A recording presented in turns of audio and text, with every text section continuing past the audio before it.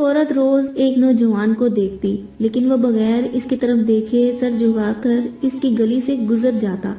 دیکھتے میں وہ کسی دینی مدرسے کا طالب علم لگتا تھا، لیکن اتنا خوبصورت تھا کہ وہ دیکھتے ہی اسے اپنا دل دے بیٹھی، اور اب چاہتی تھی کہ وہ کسی طرح اس پر نظر التفات ڈالے۔ لیکن وہ اپنی مستی میں مگن سر جھکائے زیر لب کچھ پڑھتا ہوا روزانہ ایک مخصوص وقت پر وہاں سے گزرتا اور کبھی آنکھ اٹھا کر بھی نہ دیکھتا۔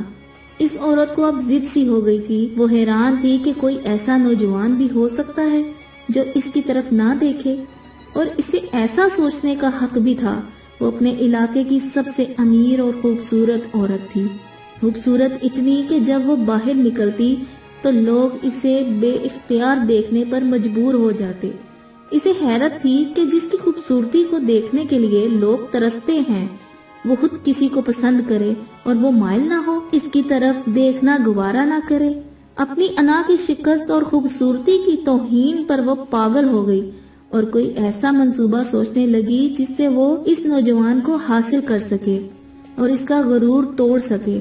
آخرکار شیطان نے اسے ایک ایسا طریقہ سمجھا دیا جس میں پھنس کر وہ نوجوان اس کی بات مانے بنا رہ ہی نہیں سکتا تھا۔ اگلے دن جب وہ نوجوان اس گلی سے گزر رہا تھا تو ایک عورت اس کے قریب آئی اور کہنے لگی، بیٹا میری مالکن تمہیں بلا رہی ہے۔ نوجوان نے کہا، اماں جی آپ کی مالکن کو مجھ سے کیا کام ہے؟ اس عورت نے کہا، بیٹا اس نے تم سے کوئی مسئلہ پوچھنا ہے، وہ مجبور ہے، خود باہر نہیں آ سکتی۔ نوجوان اس عورت کے ساتھ چلا گیا۔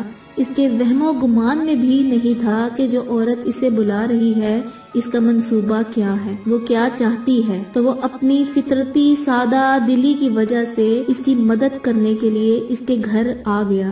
اس کے ذہن میں تھا کہ شاید کوئی بوڑھی عورت ہوگی جو اپنی کسی معذوری کی وجہ سے باہر آنے سے قاصر ہے۔ ملازمہ نے اسے ایک کمرے میں بٹھایا اور انتظار کرنے کا کہہ کر چلی گئی۔ تھوڑی دیر بعد کمرے میں وہی عورت داخل ہوئی۔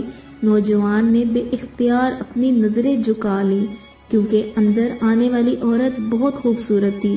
نوجوان نے پوچھا، جی بی بی آپ نے کون سا مسئلہ پوچھنا ہے؟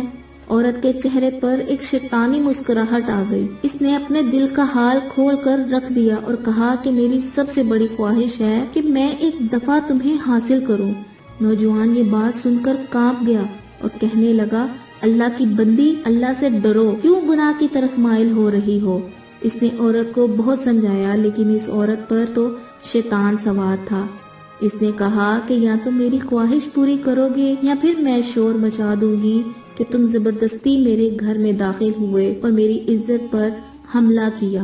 نوجوان یہ بات سن کر بہت پریشان ہوا۔ اسے اپنی عزت کسی بھی طرح محفوظ نظر نہیں آ رہی تھی۔ اس کی بات مانتا تو گناہ گار ہوتا، نہ مانتا تو لوگوں کی نظر میں برا بنتا۔ وہ علاقہ جہاں لوگ اس کی شرافت کی مثالیں دیا کرتے تھے، وہاں پر اس قسم کا الزام لگ جائے، یہ اسے گوارا نہیں تھا۔ وہ عجیب مصیبت میں پھنس گیا تھا۔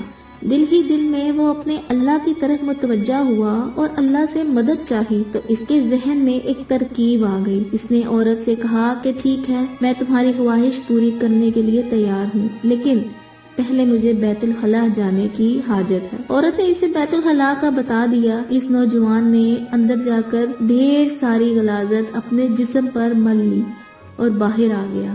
عورت اسے دیکھتے ہی چلا اٹھی، یہ تم نے کیا کیا ظالم؟ مجھ جیسی نفیس طبیعت والی کے سامنے اتنی گندگی، اس قدر گندی حالت میں آ گئے، دفع ہو جاؤ، نکل جاؤ میرے گھر سے۔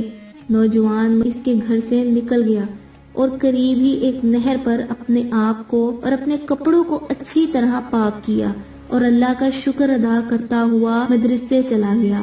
نماز کے بعد جب وہ سبق میں بیٹھا تو تھوڑی دیر بعد استاد جی نے کہا کہ آج تو بہت پیاری خوشبو آ رہی ہے، کس طالب علم نے خوشبو لگائی ہے؟ وہ نوجوان سمجھ گیا کہ اس کے جسم سے ابھی بدبو گئی نہیں اور استاد جی طنز کر رہے ہیں۔